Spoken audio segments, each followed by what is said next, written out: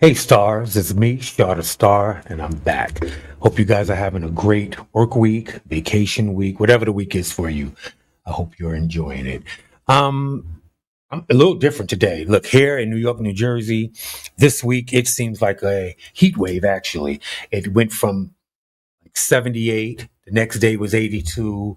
We're at this point where I think we're at 85, and then I think tomorrow we're supposed to maybe hit 90.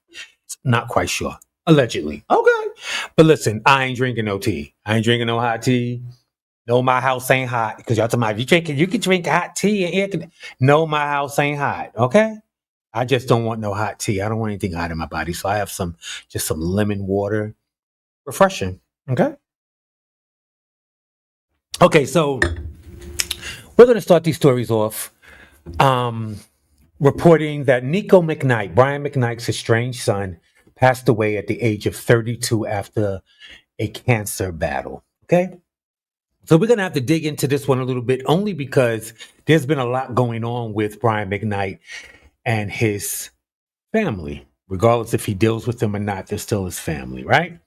Okay, so I just want to give you a chance to know who I'm talking about. If you guys don't know who Nico is, you'll get to see. He was actually a singer and a songwriter on his own accord, meaning he didn't like perform and let people know that he was Brian McKnight's son. And then maybe as the story goes on, you may understand why, right?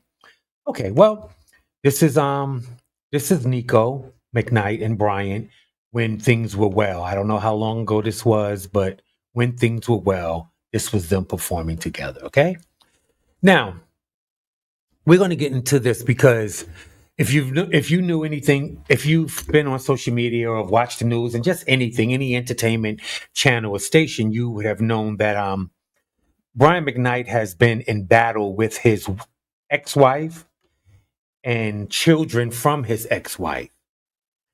Um, Allegedly, he has an ex-wife, right? And he has, I believe, two kids. Listen, this is allegedly. I think he has two kids from her, but then he has another kid that he had outside of the marriage, right? Okay, boom. Um, Now he's remarried and he has other kids. Now, with follow me, with his first wife, he had a junior, a Brian McKnight Jr., right? Whatever occurred with them during the divorce and whatever happened, I think allegedly he believed that the mother had pretty much brainwashed the kids. Oh, and I'm reading further that the kids were really bad kids when they were young, when he was with his ex-wife, meaning they was always getting into trouble, right? And then you're figuring this one, Nico, was the age of 32. So you think, I'm not quite sure Brian hasn't been married to his the wife he's currently married to for 20 years or anything like that. So they were teenagers driving, maybe I'm just allegedly, out of their own mouth, the kids said we were horrible kids. Okay. However, so Brian, this when he remarried and started having kids, he cut off his ex-wife and the kids from them and the daughter outside of the marriage, allegedly. He said that they were the devil, and sometimes you have to remove people from your life, even if they're family. How deep it went, I really don't know, but this is what I got to say, Brian. I know you've heard years ago, we always say, I didn't ask to be here. This is what all of us as kids would say, parents do better because we didn't ask to be here, which is absolutely the truth. And regardless of what relationship you had with your other kids, what are you whatever relationship you had with your ex-wife, that's fine. That's your ex-wife. There's no blood. You don't have to deal with her. But your children, which have your bloodline, how do you just cut them off and like they don't exist? Like you already had a junior, and what you did was when you had another son by your current wife, you named that child Junior to pretty much erase the first. That's diabolical. And my thing is, they didn't ask to come here. I don't care how bad they were. You know what I mean? And to say that they are of the devil, sure. Sometimes parents can turn the kids against another parent during a divorce and stuff like that. But eventually, that child will see and know the truth if you stay in their life. You try to show them that you're not that person that your mom tried to be or your dad tried to make me be. That's your job as a dad, period. Okay?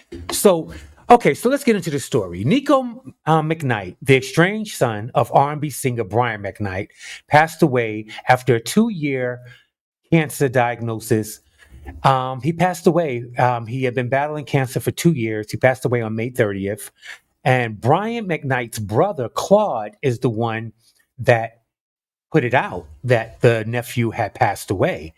And then I believe that Nico's mom, Brian's ex-wife, she also made a statement on her page and things. You know, it's weird because when before social media, we would find out someone passed away through the news. Now we have social media. It's almost instant. If the person passes away, we pretty much know within minutes or within that hour, if anything, allegedly, right? So it's just weird. Brian McKnight has never he has made a statement since then, but remember, we're now in what today's the 4th. Okay, his son passed away a week ago. Um, Again, he doesn't even acknowledge that they exist. That's the truth of the matter. But he made a statement. So my thing is, okay, the truth is a knife that cuts both ways. First, we don't exist, and you don't make a statement until the 4th day after your child passes away is when you decide to make a statement. And when you make that statement, this is what you have to say, right? He says, I give a big thanks to Claude McKnight for being tasteless. And they said something about self aggrandizing, making the announcement on TikTok. He said that frankly was not his to make, in my opinion. He inserted himself and used Nico's passing as an opportunity instead of letting him pass with respect and dignity, is what Bryant wrote. Um, it has instead turned into a circus, a mockery of a life now lost, making the tragedy into a reality show type drama. Okay, so I have always been told, don't offend me or don't hurt me and then tell me how to react. I've been told that plenty of times. Trust me. My husband, he believe in that, and I'm like, sure. I don't know if I agree, but it is true. You have no control. Don't just anyway. We're gonna move along. I think that the fact that we pretty much know some of the history, allegedly, of what's going on with them, and this has been going on for years because they were going back and forth before Nico was diagnosed with cancer. They all were going back and forth. This has been going on for a while, I remember. So, okay, Brian, how do you make all these love songs and have no love in your heart? How does that happen? How were you constantly making music, writing songs about love and starting over and whatever it is? Because it seems like crap to me now. Yeah, you have a beautiful voice, but I also would like to know that you meant something behind your lyrics since you write. How? How do you turn your back on your kids? Your ex-wife, I have nothing to say about that. That's none of our business. And even actually this with your son is none of our business. But guess what? You want us to support you. You want us to buy your music. How do we go and buy Brian McKnight anything knowing that he turned his back on his kid? And guess what? One of his sons was battling cancer for 2 years. From what I understand, allegedly the son had wrote a letter and he said he wanted to that's when he admitted that they were bad and horrible kids when they were young. And he said that he would love to reconcile with his dad. Um, and he said that he once reached out to his dad, allegedly, and told him that he loved him. And allegedly, Brian said he couldn't say it back. That has to be heartbreaking. You say you love you to your dad, and your dad says, yeah, but I can't tell you I love you back. I don't know, but this is to Brian McKnight and his fans. Come on, take heed. I think Brian need to go sit his butt in the corner. What do you think? Seriously. And I'm not getting in his business, but really, right is right and wrong is wrong. This is a person that passed away with his family. Let me read you. Brian McKnight's estranged son, Nico Mcnite, has passed away just 2 years after he was diagnosed with cancer.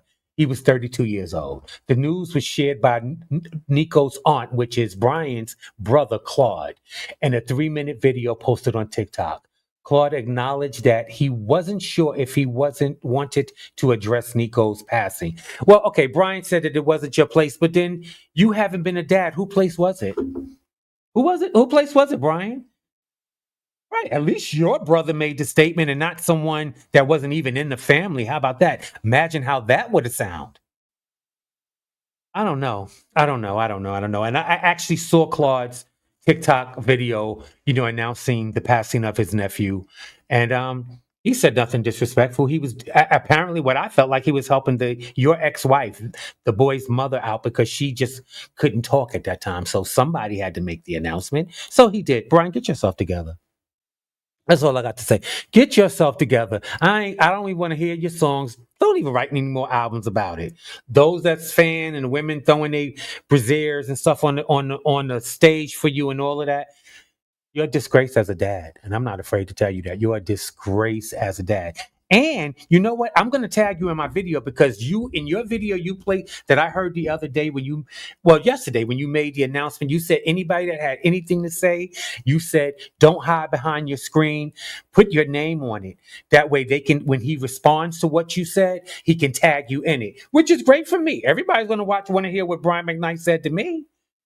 But Brian, let's be for real. You're still a horrible dad. It doesn't matter if you respond or not. And I don't think people even care about what you have to say at this point, Brian. Really. Mm. Okay. So now we're going to move on. I just had to get that one out because I've had so many feelings about that and it was just weird. Nevertheless, we're going to go into this story. Now, you have them families, right, that get down with the get down, meaning if one fight, all fight, you know? But I don't know if this was what they meant, but let's see. We're going to talk about it. And then okay, it says mother allegedly attacked principal and superintendent during talks about daughter fight. He has a fight in school. The mom arrives with other family members and attacks the principal and the superintendent. Now, so you wonder where the child got it from? Because remember, she's being called in because the child is fighting in school. So there's even, I mean, really, what do we really have to say about this real talk? Because it's self explanatory. You already know. But I'm going to read you the story anyway because it's interesting. And, hmm, okay. So this happened in Charlotte, North Carolina. Okay. It says a mother allegedly attacked the principal and superintendent of her daughter's school during a conversation about a fight her daughter was allegedly involved in. According to an affidavit obtained by the local news outlet, 33-year-old Mariah Hector arrived at her daughter's school on May 5th with multiple other family members after she received a call from her child that she had been involved in a fight. So, okay, so we already know the vibe was. Your daughter calls you and tells you that she's been in a fight, and whomever or wherever, whomever's around you, you grab them all, you get in the car, and you get that car rolling. You want to find out what it is, right? So it says that Hector, which is Mariah, reportedly became upset and aggressive when talking with the school administrators, eventually prompting one staff member to ask her to leave the building. Hector allegedly punched the employee upside her head and shoved the school's principal against the wall by choking her. She then turned to the district superintendent and put her hands around her neck in an attempt to choke her. Okay, so she went in. And mind you, let's be clear. It said that she arrived with family members, but it seemed like she was the only one putting hands on people because I'm not hearing people jumping on and they saying she did this, and she did this. So she handled all three how she felt she needed to. Okay. It says the school was placed in a lockdown until police could arrive to arrest her, Hector.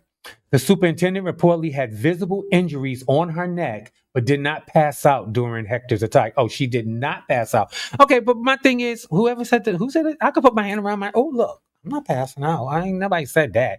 So that's them trying to, whoever the writer is of the story, that's them trying to bump it up. Oh, she choked her, but she didn't pass out.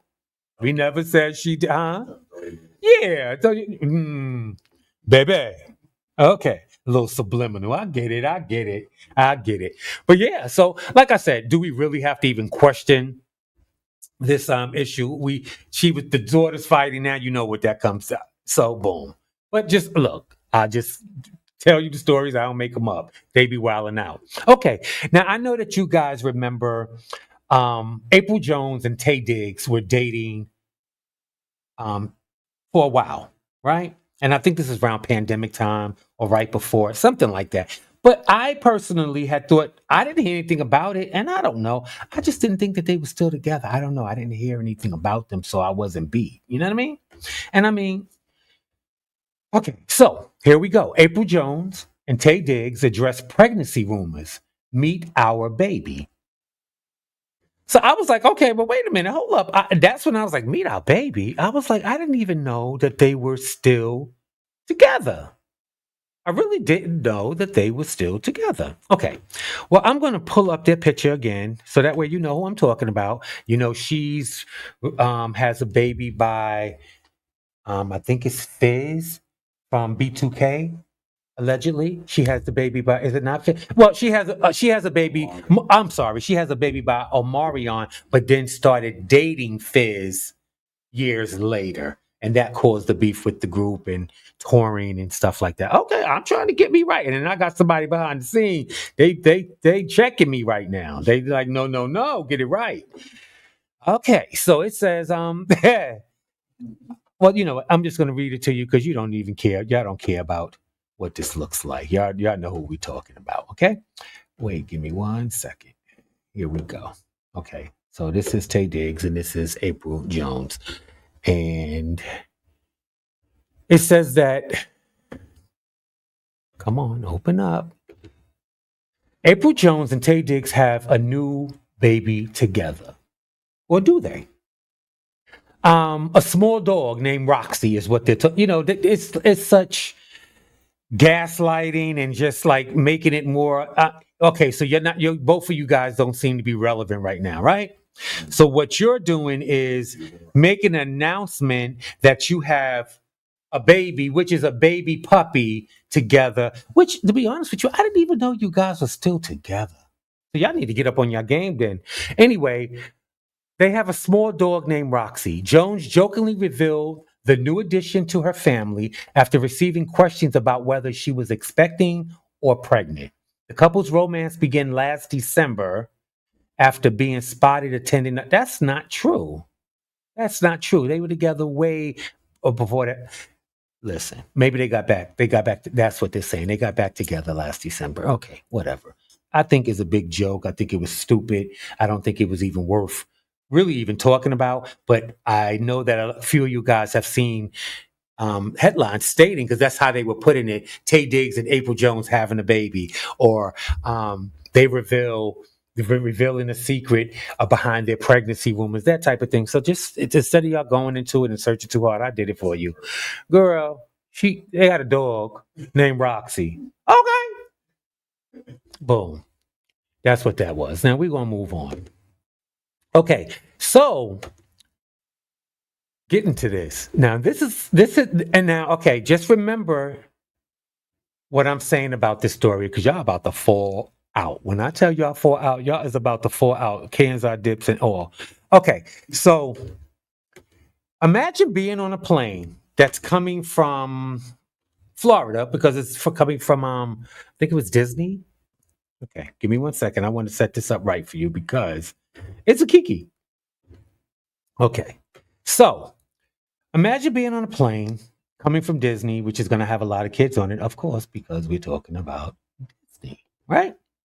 Okay, so this is what, as you can see, woman accused of smacking boy who called her fat at airport faces felony child abuse charges. Okay. Christy Campton is accused of hitting a child on a flight back from Disney World. Okay, now keep in mind, this woman, Christy Crampton is related to somehow to the child that she abused. And I'm going to say abused because they're just saying that it wasn't the fact that she just smacked him. She did a lot more than just smacked him. And I've read like three different accounts of the story, and nobody's stating who she is to the child. They're just stating that they're related, but and they're together, but they're just not going to tell you who she was, right? Okay. So the woman apparently they were boarding the flight back from Disney World. It says a traveler flying home from a family vacation in Disney World was arrested after repeatedly hitting a child who was calling her fat and Miss Piggy during the flight. So this child, of course, kept screaming, calling her fat, calling her Miss Piggy, because apparently she had allegedly she was larger in size and was having a problem with her seat. You've heard of that before.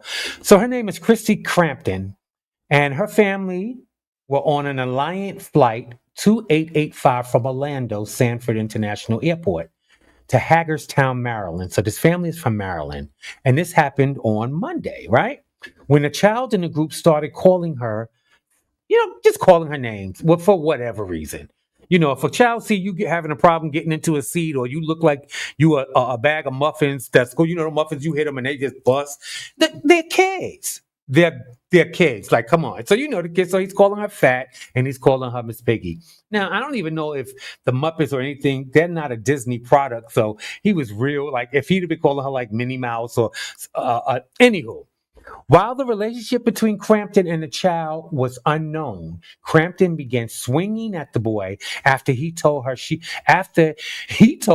couldn't fit in her airplane seat.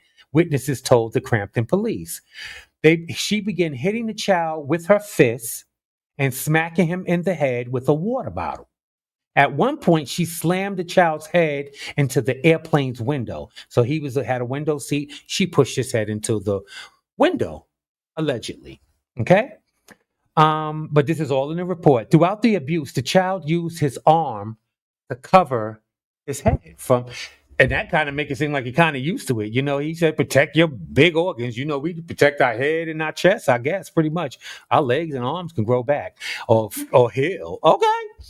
Well, Crampton told authorities that the child was very rude and disrespectful on their trip, and that she took away his phone when he first started calling her names. She claimed the child pushed her off the armrest twice, prompting her to begin smacking him in the head. So she's been brought up on charges. She's being brought up on charges when the flight landed in Crampton, wherever.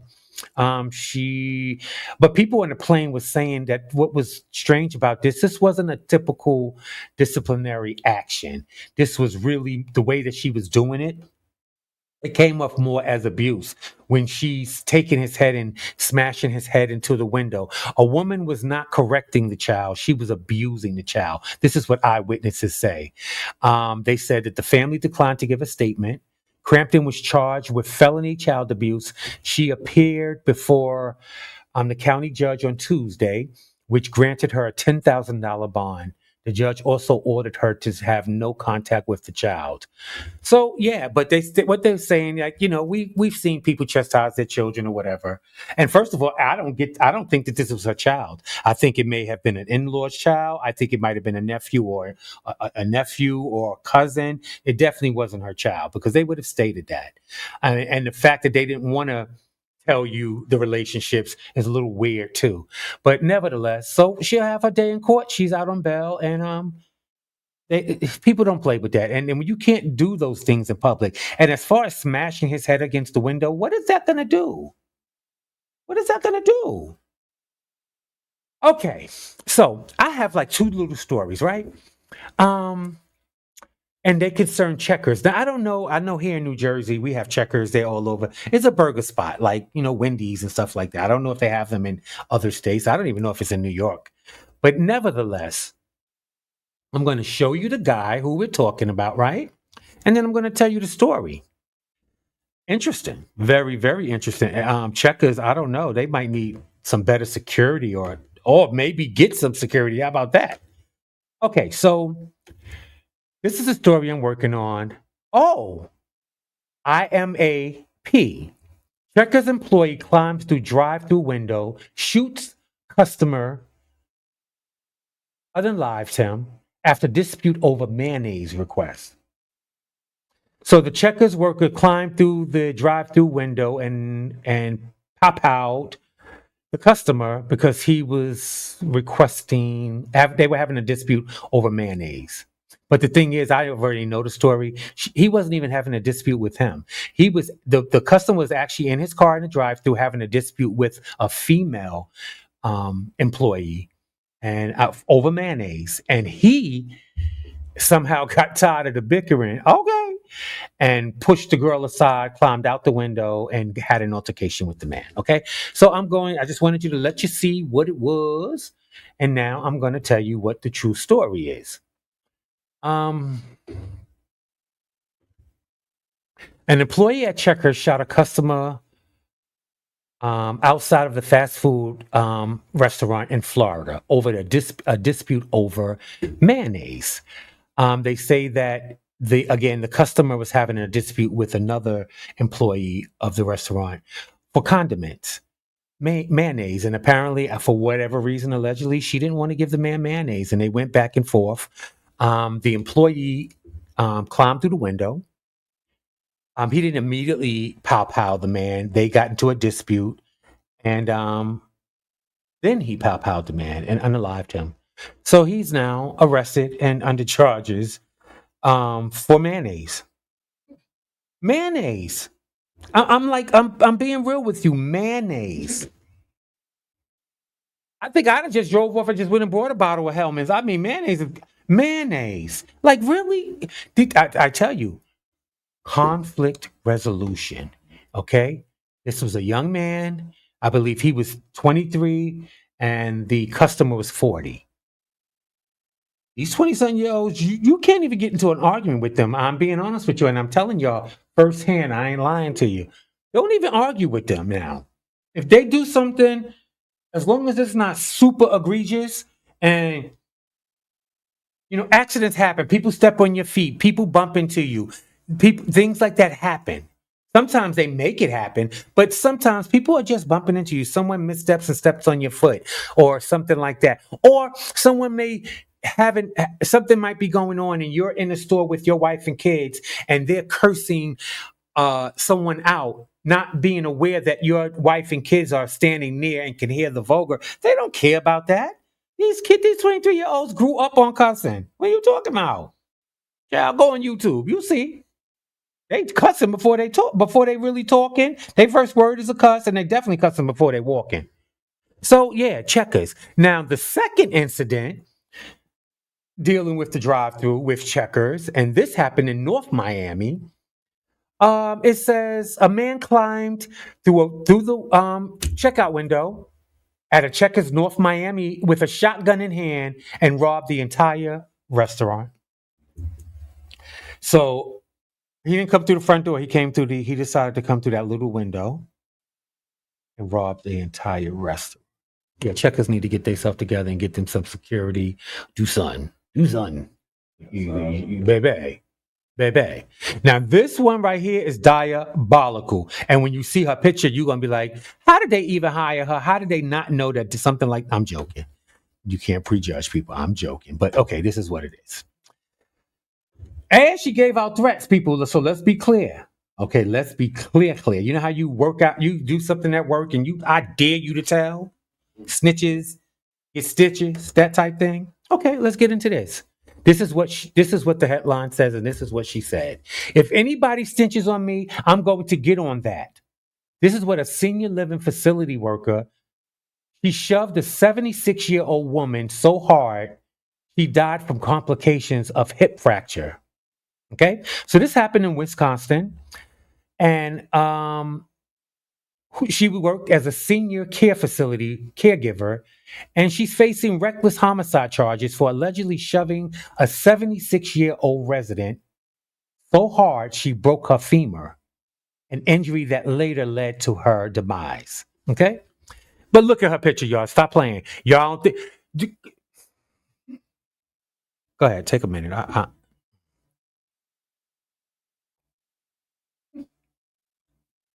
Look at her.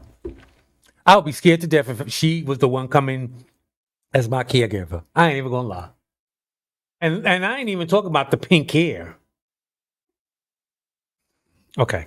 So yeah, I told you before, you have to be very careful when you have your parents and grandparents and whomever your loved one is in these facilities because a lot of times they're mistreated allegedly. And you know, this one, I don't even I- okay, her name is Brianna Clark, right? Brianna Clark. She's 27 years old. She's been charged with second degree reckless homicide for causing the fatal injury. This happened in November of last year, 2024, while the victim was in her care at Story Point Senior Living. Um, yeah, so she apparently, for whatever reason, they're not stating exactly what happened as far as why she shoved the patient. But again, the patient was 76 years old. And well, they're saying that they said that the victim, she appeared to be very fearful of Clark from the gate. Like she was scared of her apparently. And this is her caregiver. So apparently she's been rough with her before, you know. And apparently, well, they actually, and I'm just seeing this now, the victim alleged assault to the facility before, saying that Clark had assaulted her before. And that's what she said. If any, and this last one, when she pushed her down and she broke her femur, she told whomever was there to witness it, if anybody snitches on me, I'm going to get on that. Okay. She's gonna get on that. Well, get on them charges, girl, because now you are okay. Because now now you being charged with second degree reckless homicide. I don't know what that carries in Florida, but baby, I don't know. Well, listen, I don't have anything else. That's what I got for you today. I hope to see you very, very, very soon. Again, I want you to like, comment, subscribe, share, do all those things, people. Come on, it's easy. It don't cost you nothing to like my videos. So many people are watching my videos, but they're not hitting the like button. Come on, you're watching. I'm entertaining you. Hello, look at this view behind me. You think this view is free? Well, it was for me. Okay. But seriously, people, like, comment, tell me what you thought about it. Even if you didn't like the story and you thought I didn't do it right, let me know. I don't mind. I don't mind getting back at you. I ain't scared. Listen, I love you guys. I want you to be intentional. I want you guys to be in the know, even if these stories don't directly hit you. When you're with your friends or you at work and you're talking, these are current event stories that you could check out on your own. There's always something. So I'm giving you gifts. I'm giving you gifts. Love you guys. See you soon.